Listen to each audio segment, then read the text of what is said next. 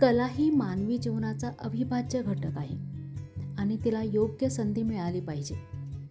व्हिडिओमध्ये जे काका दिसत आहेत ते खिद्रापूर मंदिराच्या आसपास राहतात. मंदिर पाहायला येणाऱ्या पर्यटकांना ते फोटो काढून देतात. फोटोही खूप सुंदर काढतात. पर्यटकांनी पैसे दिले तरच घेतात. जर त्यांना योग्य वेळी संधी मिळाली असती तर त्यांच्यातील फोटोग्राफीचं स्किल लोकांना आणखी समजलं असतं. बाकी जर आणि तर व्यर्थ आहे.